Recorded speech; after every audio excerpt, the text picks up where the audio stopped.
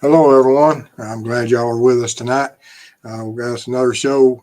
We've done everything about the CSI and luminol, everything from the original outdoor scene to clothing of Bridge Guy to vehicle. And so after we accumulated all this materials and did the research and things, tonight we're going to be going into some of the final stages of it. And we're going to have a pretty good show about that. But as we go into the show, like always, respect each other, respect the mods. And at the end of the presentation, of course, we'll be answering any questions.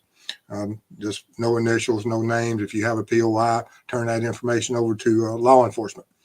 And with that being said, we'll get started. As always, a little introduction. This is Mrs. Steve, and I'm Steve. I'm a retired law enforcement officer, had 20 years of service. Started off in the jail, worked the road, and went into investigations. Had training in all different aspects of law enforcement, from SWAT all the way up to becoming a state certified crime scene tech. And which after I had got my certification in that, I was already an investigator during that period, but it most certainly had a great impact on my investigative career afterwards also. Worked all different types of cases, from burglaries all the way up to homicides. And then when I retired and became aware of the true crime world and the web sleuth communities, saw that there was a need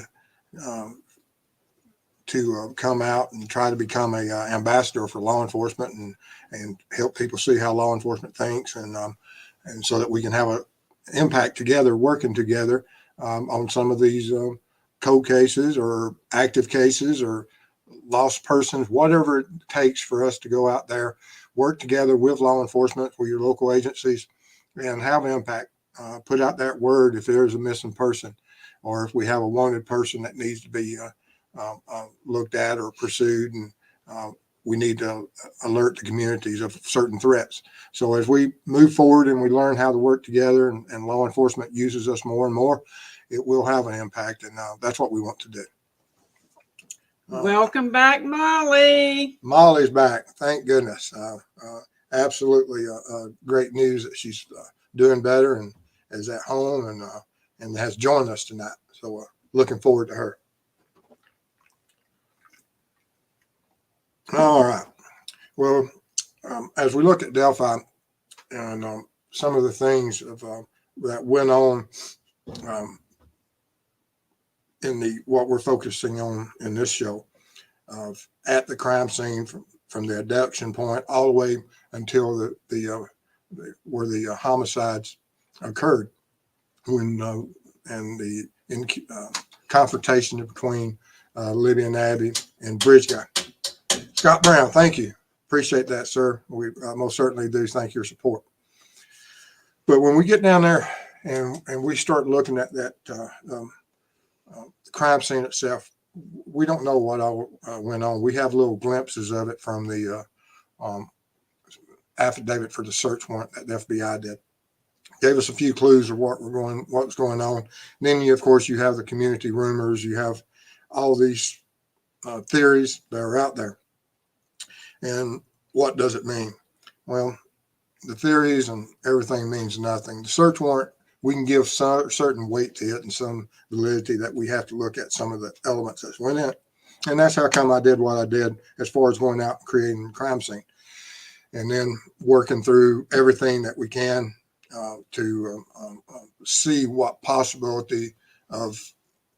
possibilities are of what he may have brought to the crime scene from his environment and left behind when he left that environment, and what CSI may have been able to find and build a profile of our offender. But this is a picture of my wooded area behind my residence. That trees are very sparse, very similar to what was the crime scene in Indiana in Delphi. And on September the 18th, when I first went up there to set up the crime scene, to go up there with my synthetic blood and to create certain blood spatter for my blood spatter analysis and for my other presentations. And then, of course, I went a couple of days ago. Let's see, today's 14th. 13th. Went yesterday. And went up there and started processing and taking pictures.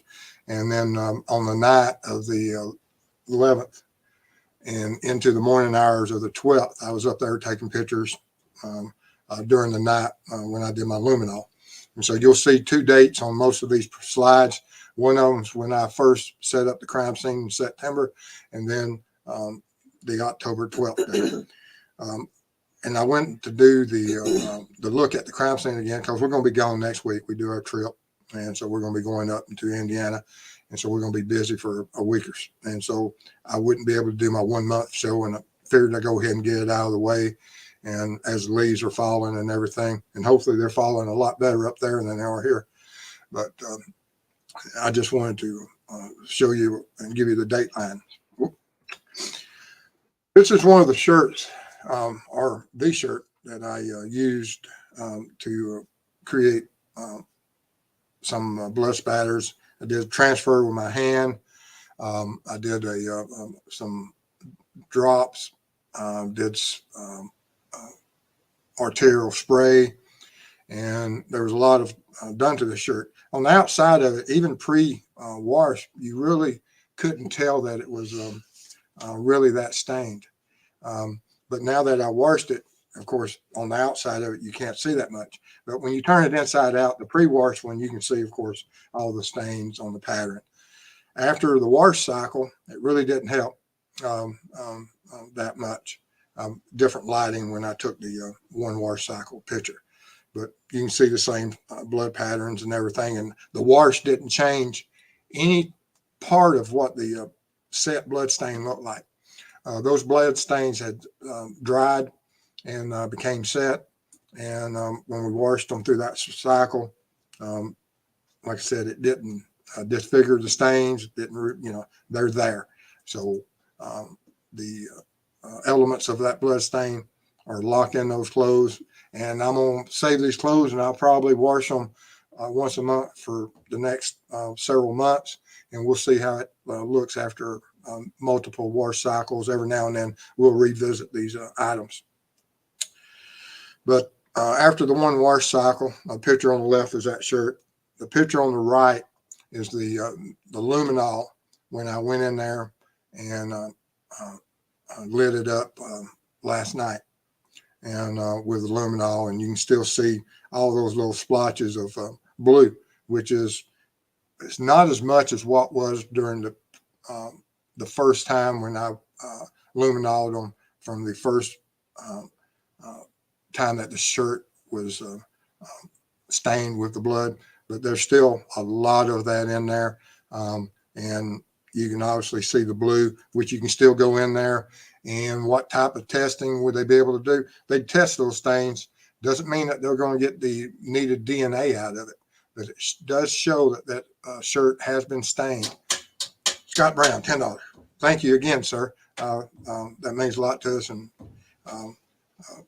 everybody's support, we appreciate it. It just really is something good for you that y'all do for us, and we wouldn't be able to do what we're about to do without your support. So thank you. Very humbling. It is. And we, like I said, we just can't say enough how much we appreciate everybody that supports us in any way they can. Thank you. But these stains, as like I say, they're set, but just because you have those luminol reaction doesn't mean that it's absolutely 100% you're going to get DNA. So it'd be a presumptive test. And once you go in there and hit it with another presumptive test with a different type of blood as presumption, then it would tell you it's human blood versus animal. Tests have come a long ways on some of these presumptive tests because the luminol will react regardless of what type of blood it is. But some of the other presumptive tests, they can distinguish now between human and animal. Here on the pants, you can see that the stains, the one on the left is, of course, when it was first exposed to the blood stains. The one on the right is after 1 wash cycles. They're very faded, but you can still see remnants of that stain that's set. And so that when after that 1 wash cycle, when I hit with luminol, it's still extremely bright. So the elements of the blood are there and will be there for, I don't know how many wash cycles, but we're going to find out. Mm.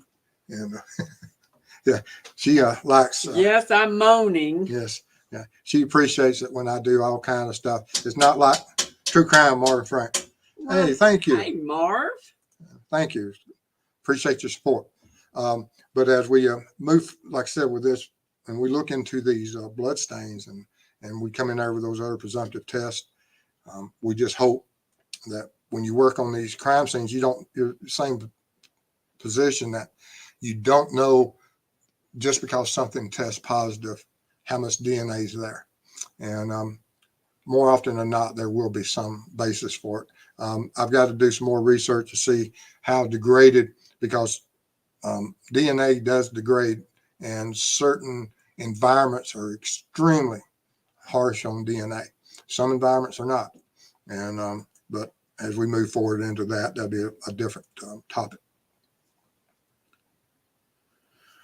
This is one of the most interesting things, the car map. The stained ground area is where I took some of the synthetic blood and just randomly poured out blood around on the grassy area and stepped into it. Whatever got on it, got on it. And the passive pool, of course, there was a pool of synthetic blood that I stepped into, and then immediately went over to the car mat and stepped on it, right foot, left foot. And as you can see, they were very distinguishable. You knew exactly what they were. There's no hiding it. And although on the stained ground side, on the floor mat, you can't, where the left foot is, you can't really tell that's even a shoe print. And even looking at it in daylight, fresh, you really couldn't tell it was. The one on the right, Shannon Foster, 1999 Super. Thank you. That means a lot to us. We appreciate your support. And we'll put it to good use in about 3 days. Yes, in about 3 days. We'll be moving out. Yeah, we're heading out. Yeah, we're heading out Sunday morning. So we most appreciate. Say a prayer for me, please. Yes, she has to go. I've got to get everything loaded in the vehicle, but we're heading out. But on the right foot, you can clearly see that it appears to be a shoe print. And then when you hit with luminol, it removes all doubt. Kind of surprising on the stained ground of how well the left shoe turned out. That kind of surprised me. Didn't know it would, but every now and then I'm pleasantly surprised. Mrs. Steve is pleasantly surprised whenever I come in and I haven't destroyed something also. Then I went and took that same floor mat. The floor mat on the right is the exact same stain. It just said that we had storms coming in and I couldn't do my normal photography outside in daylight. So I had to come in during the rains and under different lighting, take a picture of the same floor mat. The floor mat, I divided in half. The left foot side where the stained ground print was, I only washed it off with a towel. Oh, we got to wash the towels. I forgot. I hadn't told her that yet, but I washed off the with a towel on the left shoe print and with just plain water, and it came off relatively almost. You can't even tell that there was any type of shoe print or that there was contact from any type of synthetic blood or real blood stain on the left side of the floor mat. On the right side, I took another towel and washed it, and so as I washed it with the Dawn dish soap, got all that stain off. Had to work on it now. It probably took from the stained ground water side, the left foot side, that came off probably, within 2 or 3 minutes. The right hand side, to get all the stain off, probably took me 10, 15 minutes of scrubbing with a towel to get it to show no evidence that there was a footprint there. As you can see, there's no evidence that there's a shoe print there. And so I was, I didn't know where it was going to go on this with the dishwashing soap.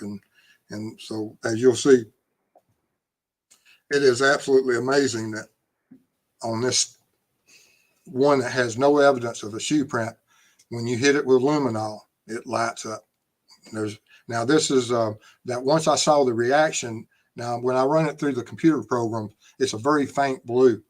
But as you run it through the second and third generation and you keep brightening, that's what got this effect. And you can also see what happened as I was washing this footprint. It started having that you can see in between the two shoes a lighter blue. That when you blow this up and look at it real close, you'll see some light blue haloing effect and that's from the washing. That's from the waters that from that soaked up whenever I rehydrated those blood stains, that they bled over into the other areas. And after I allowed that mat to dry, those halo shallowed areas or shallow blue reactions, you can see they reacted that it was a transfer stain from the original stains, wash stains, that as I was scrubbing back and forth, up and down, I created these other stains, which I found interesting because in law enforcement world, when we leave a crime scene, we're not the ones that clean up the stains. We collect, of course, whatever the victims, and then of course we pick up whatever evidence and samples and of different things and take what we can take so that we can get to the lab and provide certain evidence that the lab can give us reports on. And the rest of the crime scene is left up to insurances and families. And there's a whole industry that goes in there and cleans up these crime scenes. Which I've got to get in touch with one of them and see if I can get access to some of them and go in and see what possibilities of maybe looking at some of these things and checking up after they clean up how good they do. I just find it might be interesting for us to realize what they do. But then I went up to my outdoor scene. Like I said, it rained, and it's been just over 3 weeks now. Since, or right at 3 weeks, from September the 18th, when I made the passive blood stain of putting blood on the tree and letting it just run down and pool and run its course down the bark of a tree. On September the 18th, you can see what the stain looked like. And on October the 12th, you can see what the stain looked like.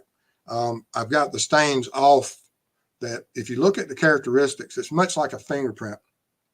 You can look at the tree bark lines in here, and you'll see that the September the 18th is about 2 inches higher than the October the 12th. And you can see the same marks and same things, and you can see that the bark will match up, that if I took it and just like with a fingerprint, you analyze it, you'd be able to tell that this tree bark stain will be the same and from the same tree because the stain's there. And it was just something I noted while I was sitting here looking at them, and I saw those similar characteristics from one stain to the other, that they were just off by just a few inches. Because when I set it up a month ago, I just went in there, whatever was lit up, and took a picture. And then when I lit it up on the 12th, I did the same thing and got relatively close to the exact area. I figured it was close, but I just didn't know. And whenever I took the picture, and I'll try to do that again in the future. So we'll try to line it up, and that way we'll be able to tell if there is a certain part of that tree stain on the passive stain that disappears as we move forward and with age. And I'm really interested in how long this stain lasts outside in the elements. That's something that we really never covered. Now, the body farm in Tennessee probably knows, but I don't have any. I haven't found any articles yet that explain how long blood stains last in nature, weather, seasons, and as trees grow. So I'm going to be looking at this long term And it'll be interesting for me. I'm very curious about things like this. And then I did the same thing on the arterial spray part of the tree that we had looked at on September the 18th to this one currently. Cameras weren't exactly in the same angle, but you can see very similar parts in of the tree. I had it in a different position, didn't even realize it, but there is certain characteristics on both of them that you can see certain parts of it that are the same. But I just wanted to realize that between these two, and then I did another one that you'll see here in just a second, of the tool marks and the transfer stain that was off this log that was laying on the ground, that from September the 18th to October the 12th, you can still see, and I did a really good job on this one is getting it lined up of because you can see the tool marks almost, they're there, they're still there. And as I cycled it through, they look just as good as what they did 3 weeks ago. And is that going to stay true as the wood, degrades and nature takes hold? Don't know. I'm looking forward to finding out though. And let's see what else we got here. Well, as far as all my luminol testing and everything that we wanted to do for the this part of the CSI stuff, I just thought it was important to go ahead and get everything done before we go up and look at certain things about the as we work those two cases, which has nothing to do with two of the cases have absolutely nothing to do with Delphi, but one of the cases, as we look at it and we get both those cases worked, I have dedicated a couple of days to be able to go over to Delphi and look at some of the elements of it. And I know we're getting a lot of, people are sending us a lot of data about the area and about warnings of trespassing. I'm not going to go anywhere that is someone else's property without permission. We have the trails, of course, I can be in. I've got the parks, of course, I can be in. The private properties, if I can get access to them, I'll go. But we're not going over there to trespass on anyone's property. I've got to find out from Indiana, and if the creek is navigation abilities are on it, and it's something that's open to that you can fish in and walk in, then that is fair game. But if it's not, of course, if I don't know what the creek laws or the water laws are in Indiana, but I will before I go up that creek. We're only going to go places that we have legal access to. And so don't worry about me getting arrested on that. I won't be happy. Yeah. If she comes online with a live and says, we need bond money, well, we need bond money. And he's in trouble. And I'm in trouble. But I think there's some people up there that have contacted me. They'll help me out no matter what I do. And a lot of people's offered to come out and assist us. And anyone that does come out and assist us, we're going to obey all the laws. We're not going to be going out and trespassing on anybody's properties. We're not going to be doing any of that. So I appreciate the warnings and stuff, but that's just not me. I'm not going to be doing that. But now if they give me permission to get into any one of the properties, I will, without hesitation. And there's other places that we're going to be going to look at also, but all of them is going to be legal and everything. And don't worry about the dangers of it. Law enforcement officers, we face many dangers in our lives. It's not a big deal. And Mrs. Steve is great security, and she'll take care of stuff. And but with that being said, I guess we'll get into the questions. So we have quite a few. All right.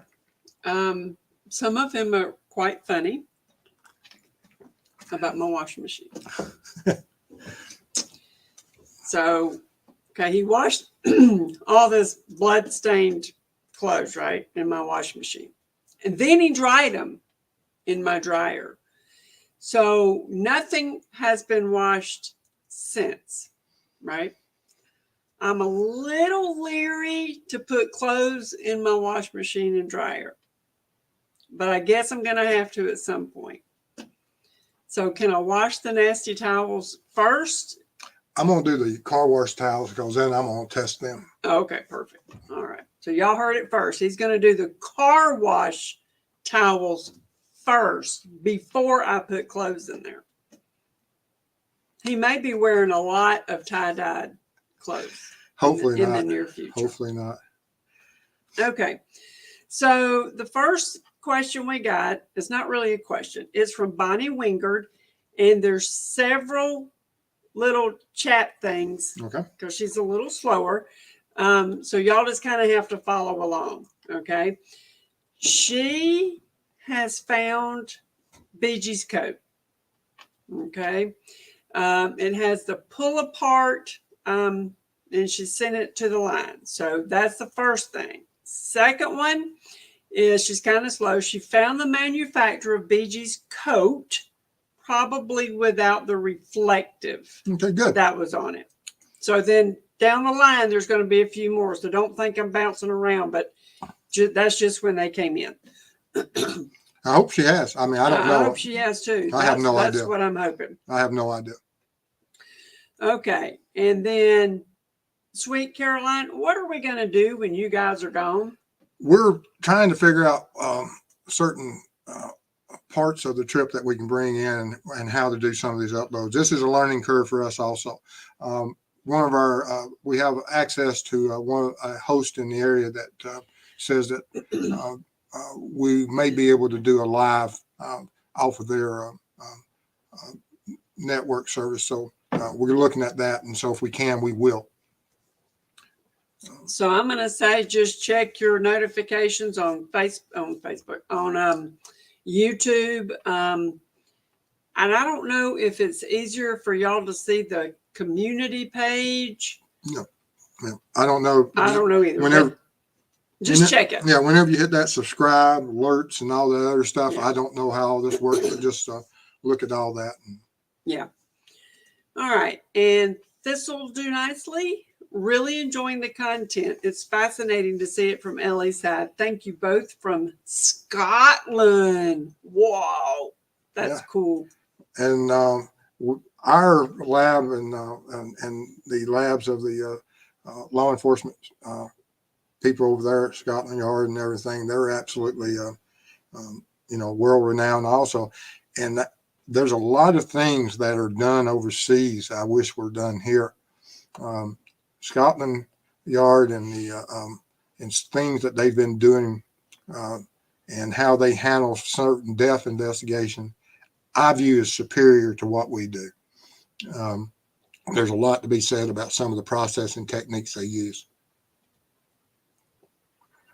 All right. So hold on one second. I'm trying to catch up here.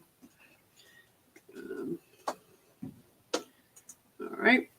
And Shannon Foster, finally caught you guys live. You're one of my favorites, a cop, and makes me miss my old career. Thank you for continuing to serve the community in retirement. And it's something I never imagined that I would ever do, but I'm glad that this opportunity has presented itself. I'm looking forward to hoping that as we move forward with this new stuff, that we do have an impact. Absolutely. Absolutely. All right. And let's see here. Kristen, behind the crime door. Steve, this is such fascinating information and will spill over well to my crime scene discussion this evening. Excellent. I'll be in the chat section, so I'll be there harassing you. All right. And CJK, Mrs. Steve may end up with a new washer, and then you got to have the matching dryer. She's into that. You're absolutely correct. And Molly at True Crime Web, have you Googled how long does DNA last? She had to say it, right? Yeah. And my Google machine so far is cooperating. And like I said, DNA, certain times, it's they found DNA in mammoths and everything else. So it depends on the environment and how it was first and what environment it's in. Is it frozen or otherwise? So some DNAs are absolutely last centuries, and whereas some DNA in certain environments may only last moments.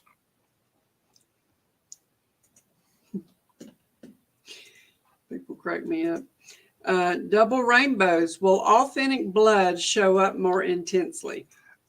That's one of the things that I was most concerned about when I first started, when I got these synthetic blood. I can't see any difference between what I've researched and what my memories and what the tests that we did and photographs I've taken from certain cases over the years, and looking at them, it appears to be just as reactive and responsive, and for whatever reason. Now we have better technologies now with the computer systems than what we had back then. And I think actually what you can do and look at these now is superior to what we could do in the older days. So is it due to the luminol itself? I don't think so. It's just due to that we have modern technologies, and there's certain processes, and we understand it better. And Molly, the stained ground looks like the footprint looks even clearer than the pool does. And that may be that it's just like when you fingerprint someone, sometimes you can get too much ink and it will actually blur out the certain details. And you're right, the grassy area that was stained that I stepped in did a superior job than the pool blood. And I owe that to, just like when you are fingerprinting individuals, that you can over ink and it would just become a smudge. Now they have different technologies, whereas they don't use ink, but that's not the process I learned on.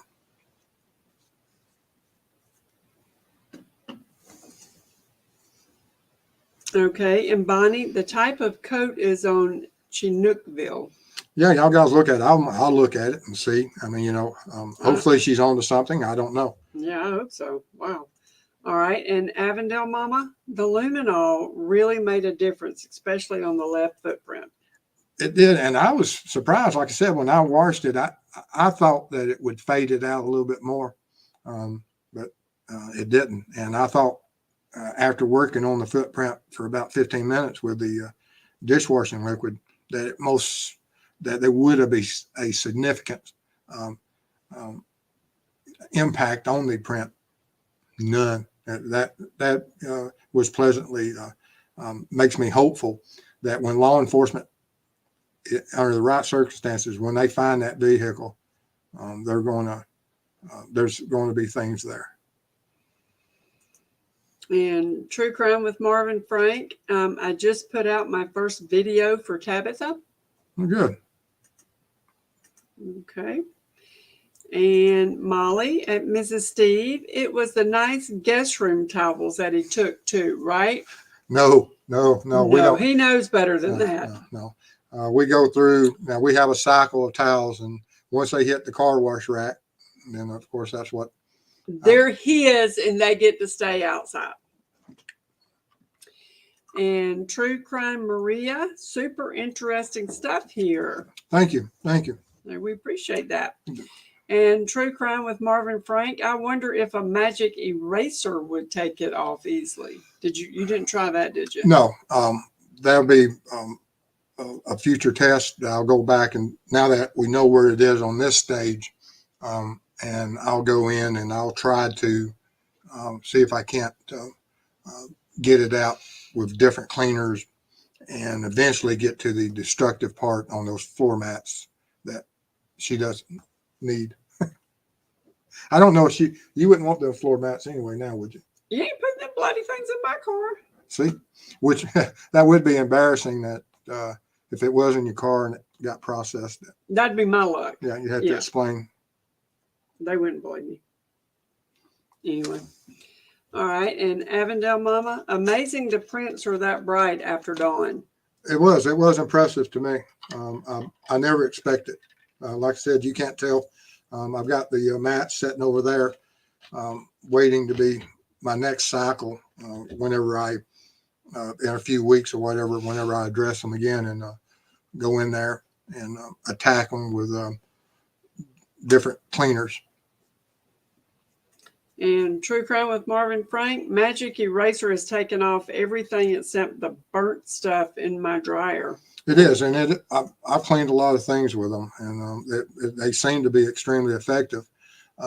And they'll probably be not my next one I'll do, but there'll be either the third or fourth attempt at getting rid of the prints.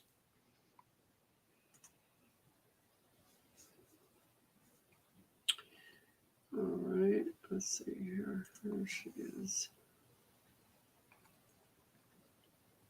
Wow. Man, they got them. Y'all, come on. You're bringing me some good ones here. Excellent. Let's see here.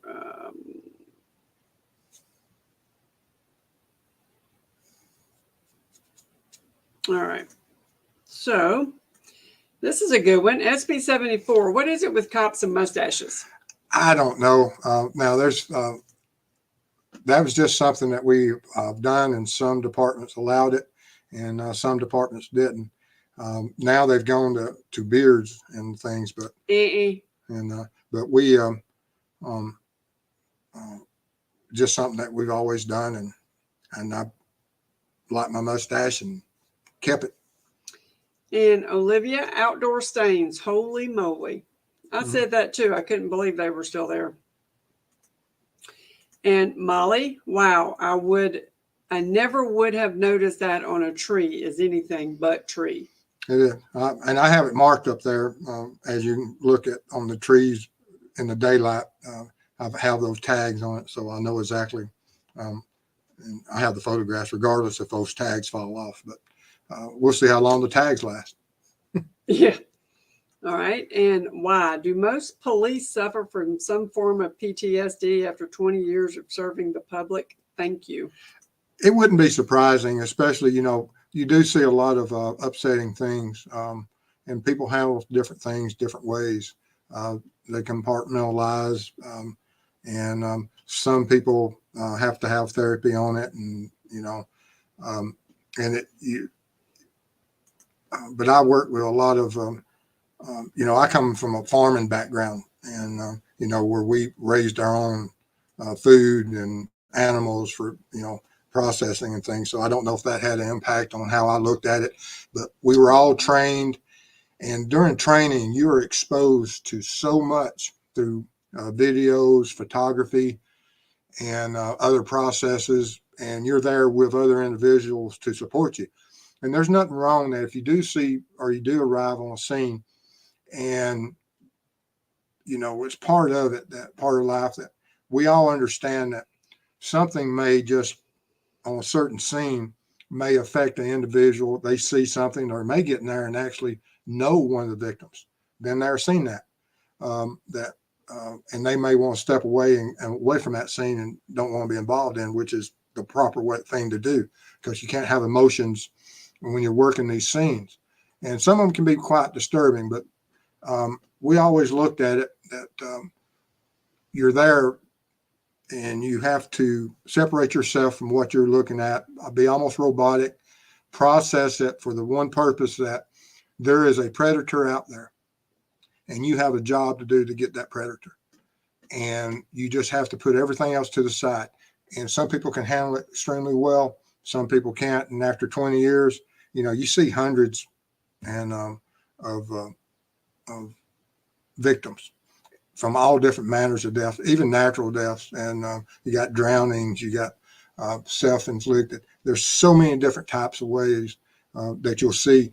And then there's other horrors out there that's not death, but victims, So in my 20 years of law enforcement, I'd never had anyone ever call me really with any good news.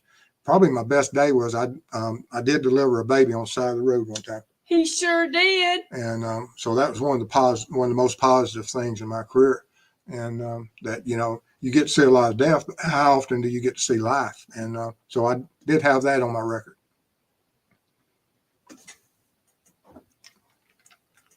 In SP74, I guess the red Jeep could have lit up with luminol, but degraded DNA. That's possible.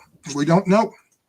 And or any vehicle. May not just be it. I mean, there, that could be a vehicle. It could be a different vehicle. We don't know exactly what went on, because when you're dealing with Kagan, like I said, you're dealing with a individual that is nothing. His whole life is built around a lie. And how is he manipulating the system now? He's lying almost constantly about certain things, but even in lies, there can be some truth.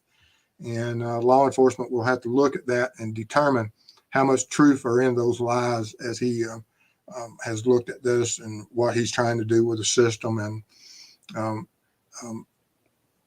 personally, I believe he does have some knowledge, and hopefully he has some supporting evidence that will lead this to where we want it to go.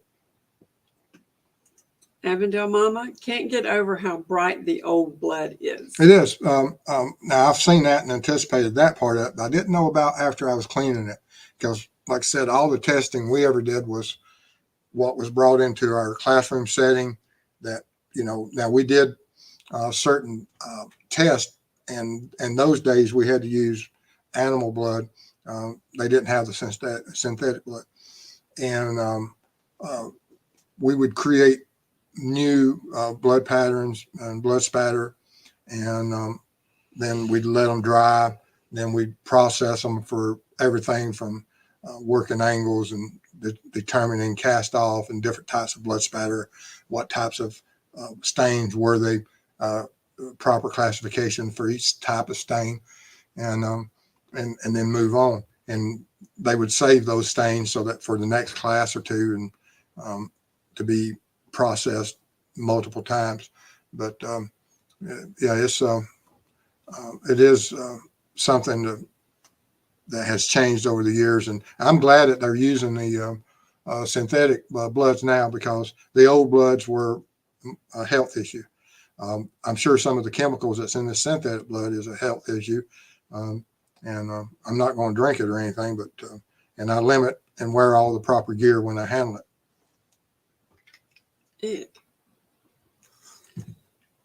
Double rainbows, might as well give up trying to remove blood. It is. It's extremely hard to clean up, paint over. I've went into a code case and sprayed and seen cast off from 15 or 20-year-old case. True crime with Marvin Frank. Yes, you can walk and fish in the creek. If that's the case, and like I said, I've just got to call and make sure that it's that far up the creek. I know a lot of people do fish it, but I've just got to verify, and I will. But I appreciate that information, and I have some people up there that we're going to check with. But thank you. Single Mama 4, please don't get arrested. No, I don't plan on it. Hopefully I will have contact with law enforcement, and hopefully it'll be because of good news. We hope so. And this is a little off topic, so if you don't want to answer, you don't have to. Molly at True Crime Web. If too off topic, just ignore. But can you explain how Ellie would search a landfill like for poor little Quentin? I have no idea how that would be done. A giant pile of trash. Landfills have certain records and certain field processes. And so you can either use what certain trucks came in through a certain time period and what part of the field was being utilized.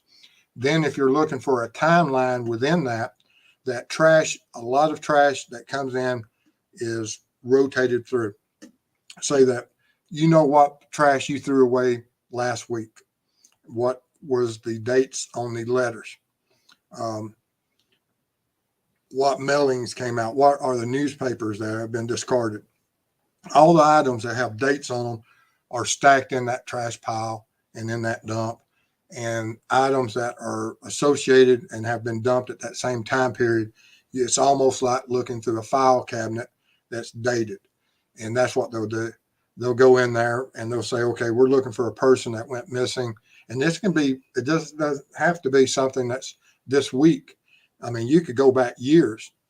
And if someone says, we threw a body into a landfill 3 years ago in a certain time period, it's still just like a filing system. they can go in there and they can start finding that information on those newspapers, letters, when everything is advertised, and be able to get really close. So that's how they would. That's one of the ways they would do.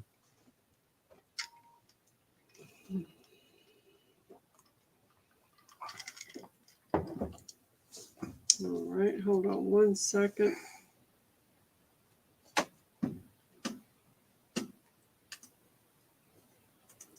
Insomniac to the Queen. Hey, Mr. and Mrs. in Georgia, thanks for posting another knowledgeable update. Thank you. Thank you. And Jane from the country, Steve, you are such a gentleman and have so much class. Thank you. That's very nice of you to say. And Double Rainbows, this education you provide us, Mr. Steve, definitely has me better appreciating law enforcement. And I'm glad that you are. I'm glad that's because that's the one of the best compliments I could get for that. I want people to realize that, I always realize what law enforcement is putting forth into a case, because they'll keep a lot of it like they have with Delphi, and should they share more? At times, I'm on that same train. Yes, we need to share more so that people that have certain tips or information can contact this contact number about Libby's and Abby's murder and get this predator off the street. They deserve it.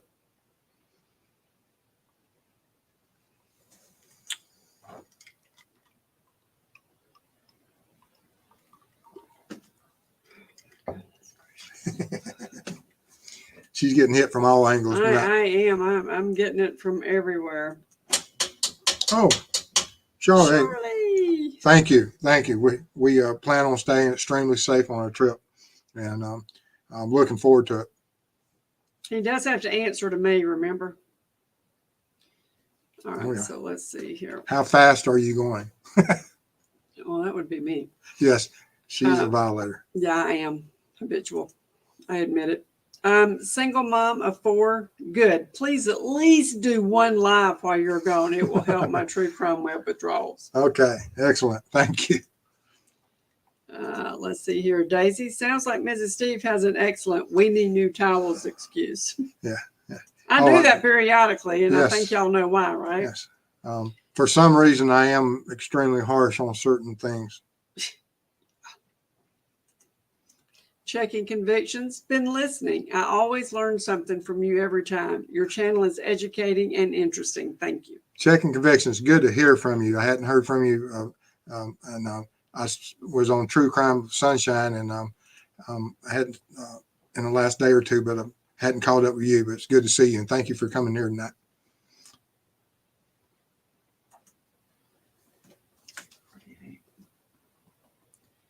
Yeah, I'm getting swampered.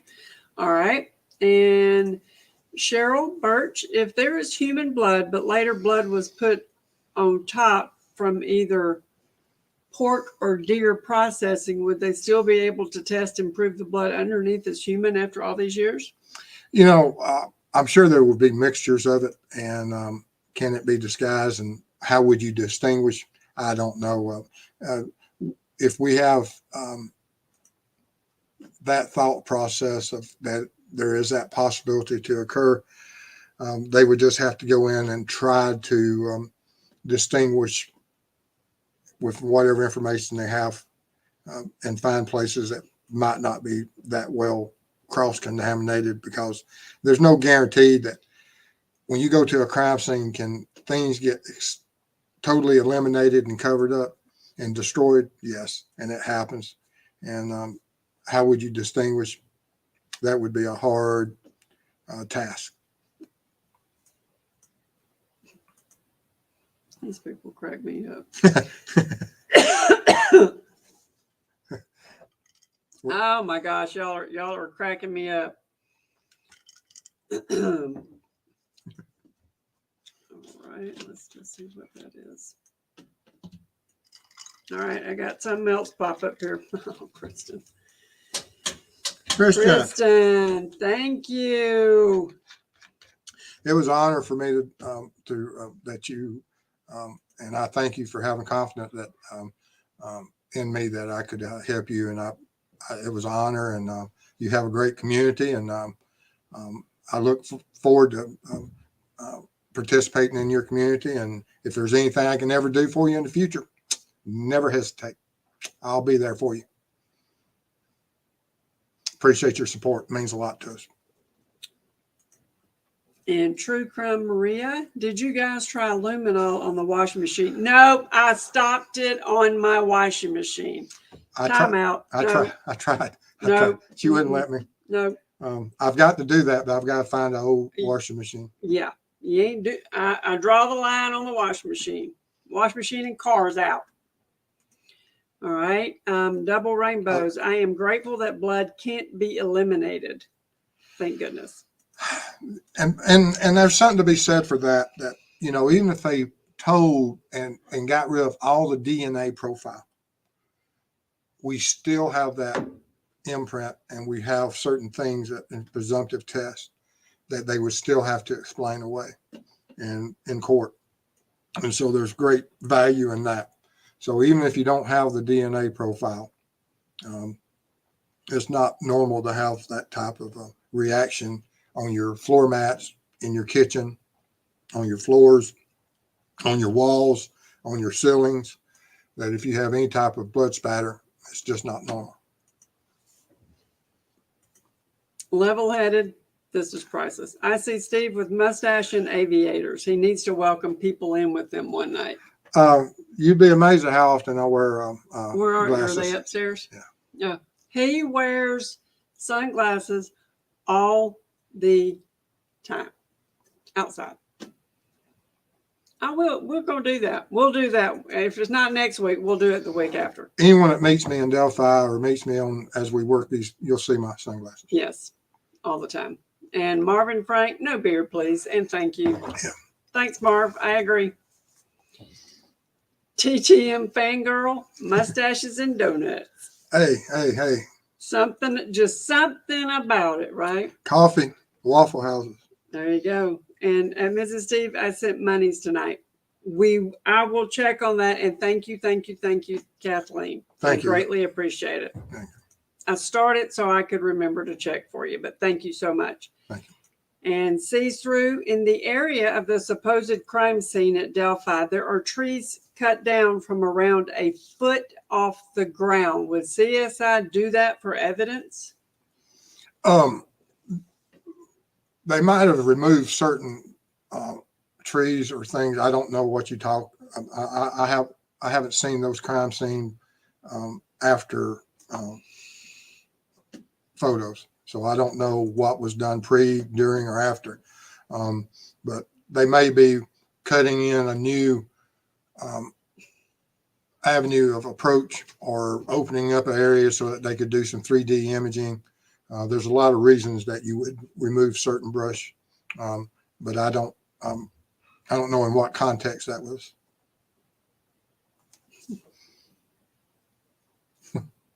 Y'all got her tickled. Oh my gosh, y'all are just crack me up.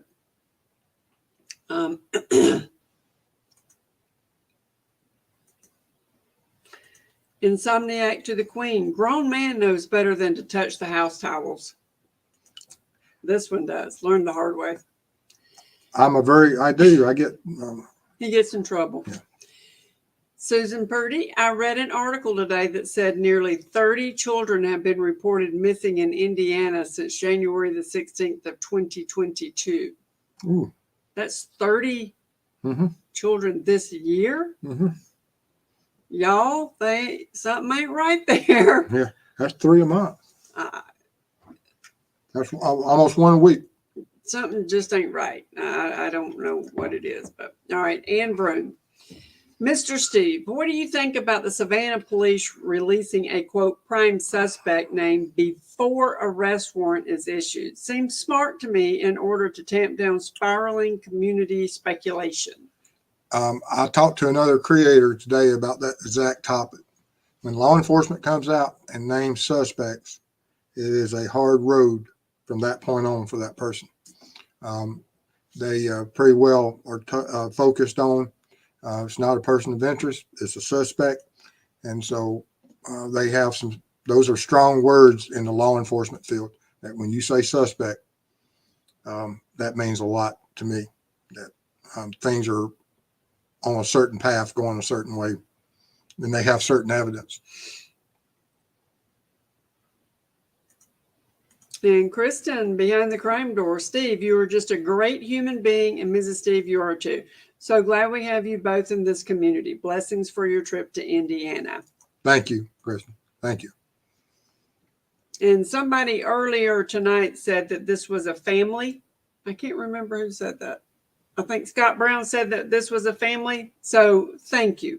Yes. I appreciate being a part of your family as well as you being a part of our family. Absolutely.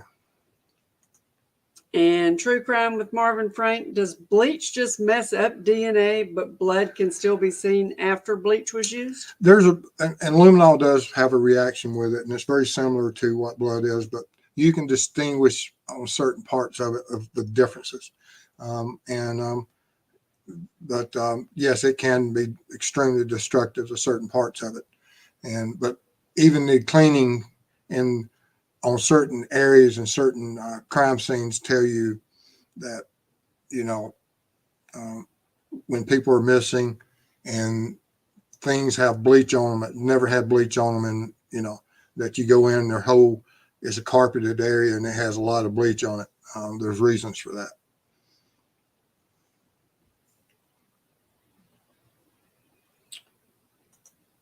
All right. And Anne Broom, psychologies like KK think lying is telling their truth, which is just whatever works for them, getting what they want. Primitively underdeveloped ethical capacity. Oh yeah. I mean, yeah, that they manipulate the system, they manipulate, and they're just predators. Kagan, prime example of that. He has one purpose in life, and he wants to prey. And Alma, creators are pushing the Klein theory, but I'm not buying into it. And there's, and I respect that.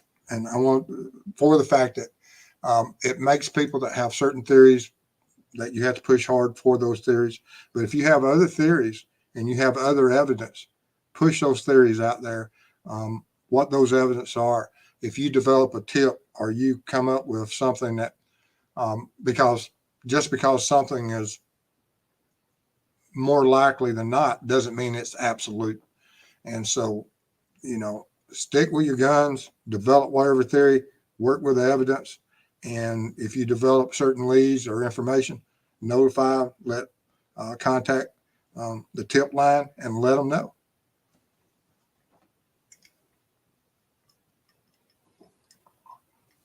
You're not going to hurt my feelings at all.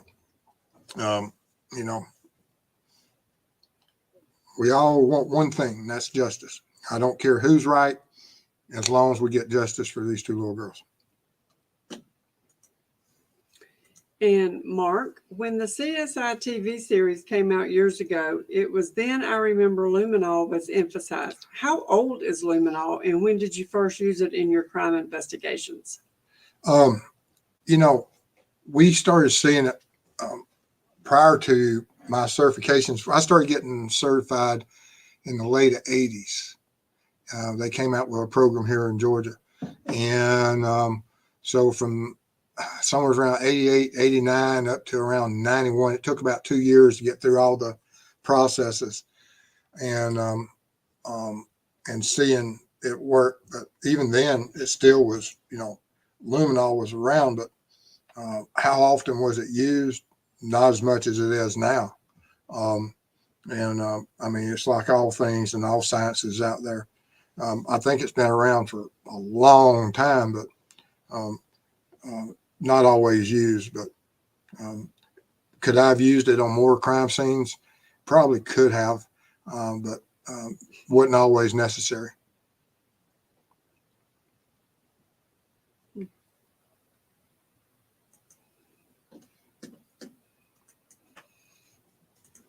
Bonnie Wingard would like to go into detective forensics if I could.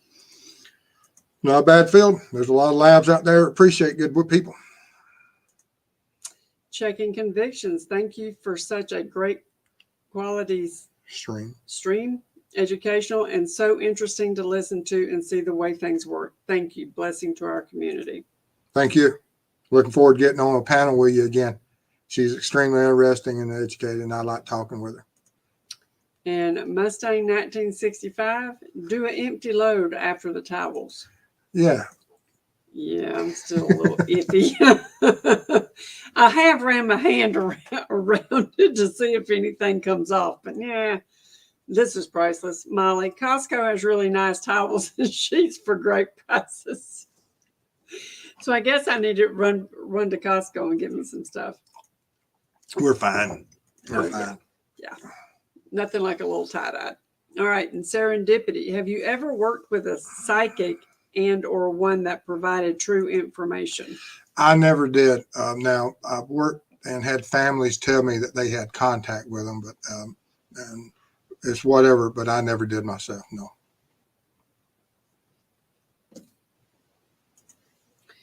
And sees through, will you be speaking to any LE while at Delphi? Maybe talk Toby into showing you the case file. No, I hadn't even thought about that.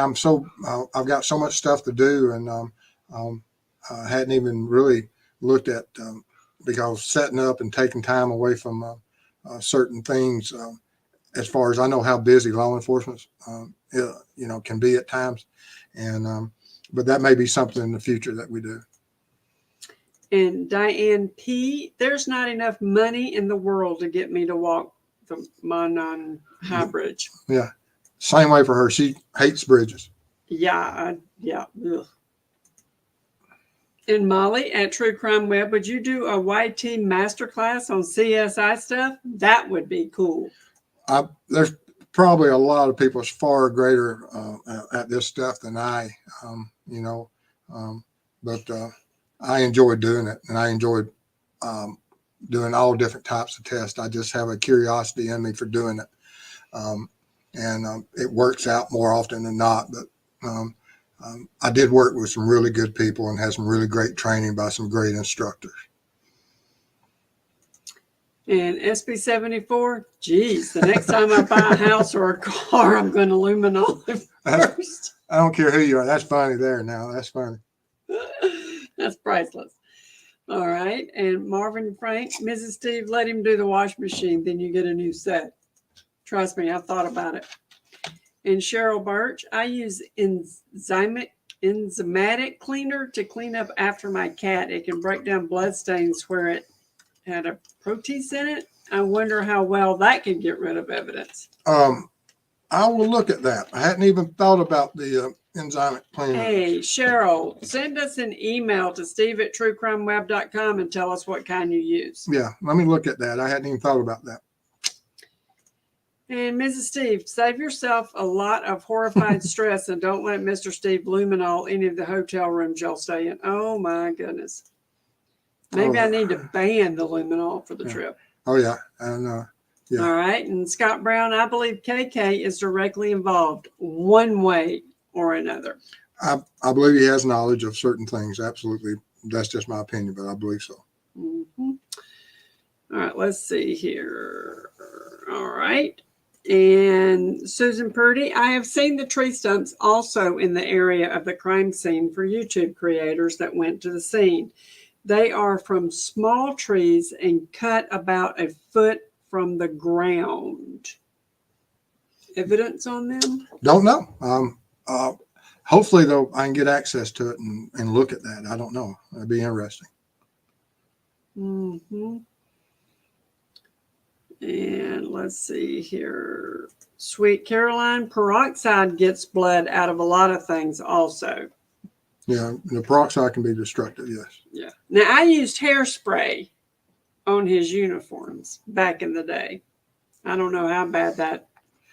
That's something I need to do. Some I probably got some uniforms laying around here. We can some of my old uniforms. So there you go. All right. Let's see here. All right. Ann Broom, luminol has been around for blood forensic detection since World War II. Just took courts a while to accept as evidence like DNA. Yeah, like I said, I know it was been around. We really, and I'm sure there's other departments that used it, you know, for ages. Certain, but before we had the crime scene tech certified processing procedures, a lot of these techniques and the way that the old school investigators worked crime scenes was, you know, it was antiquated and just totally unacceptable. It's amazing how they even solved some of those cases. Sees through. Steve, are you from Georgia where the Atlanta child murders happened? Actually, one of the investigators that worked on the child murder cases, I knew him quite well. And he eventually became the director of our training center in Forsyth, Georgia. And brilliant guy. And took a lot of classes with him, respect him extremely well. And I've seen him, he's in almost all of the child murder, Atlanta child murder documentaries. And great guy and extremely, like I said, intelligent. And double rainbows. I'm highly surprised that bridge hasn't been torn down. It's dilapidated and dangerous. You know, it may be. I don't know. I'm going to look at it and evaluate it. But if it's icky, you're not going. See? That'd be a long drive alone. I'm just saying. And Scott Brown, this is off subject. I just want to say that I really love this channel, dealing with some pretty heavy stuff right now. And Mr. and Mrs. Steve and you guys help ease my mind. Thank you. Oh, that's sweet. I wish you the best, Scott. Send me an email. If there's anything we can do, you know how to get us. Absolutely. Let's see here.